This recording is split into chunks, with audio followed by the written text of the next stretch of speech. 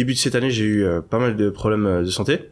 Okay. Qui m'ont mis dans des situations, je vais passer les détails, mais qui m'ont vraiment poussé à reconsidérer pas mal de choses et à vraiment me rendre compte de la chance qu'on a tous de vivre de manière générale et de voilà, d'avoir un cerveau qui fonctionne, d'avoir un corps qui fonctionne, et ça m'a permis, même temporairement parce qu'on l'oublie à chaque fois, de recommencer à vraiment apprécier la vie et rien prendre pour acquis. J'ai toujours été une personne, on entend tous les jours, c'est ultra cliché, la santé c'est le plus important, mais quand t'as jamais eu de problème de santé, tu comprends pas. Ouais. Tu comprends pas que tout peut être enlevé.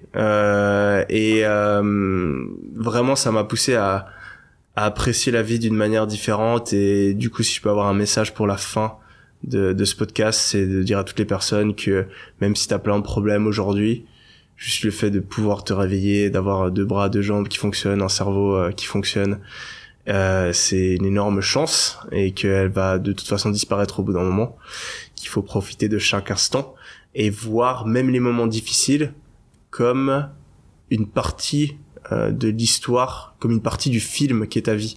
Quand tu regardes un film, ça se passe jamais bien. Il y a toujours un problème, il y a toujours un moment où le héros il déprime, il est malheureux, il a un gros souci dans sa vie qu'il veut régler. Mais quand tu regardes cette partie du film, c'est souvent la plus passionnante, c'est souvent le moment où t'es le plus intrigué. Et en fait, je pense qu'il faut avoir la même perspective dans sa vie, où aujourd'hui, quand je regarde en arrière, je me dis que les meilleurs moments de ma vie, c'était souvent les plus difficiles, c'était quand je galérais sur un business, c'était quand je me posais plein de questions, etc. Et j'en ai pas vraiment profité, parce que je disais là, non, j'ai envie d'être heureux, non, j'ai envie d'avoir toutes ces choses-là. C'est à ce moment-là que je serai heureux. Mais en fait, il faut apprécier les obstacles, parce que c'est ça qui est stylé. Et aujourd'hui, quand j'ai un problème dans ma vie, je me dis, regarde comme c'est stylé, là t'es en train de surmonter cet obstacle, et c'est ça qui fait que ta vie elle est incroyable et que tu seras fier de l'avoir vécu. Et donc j'ai envie de dire aux gens de faire ça et d'apprécier chacune des difficultés qu'ils ont dans leur vie et de relativiser, de savoir que dans quelques années, dans quelques dizaines d'années, ils donneront tout pour revenir en arrière au moment où ils sont aujourd'hui.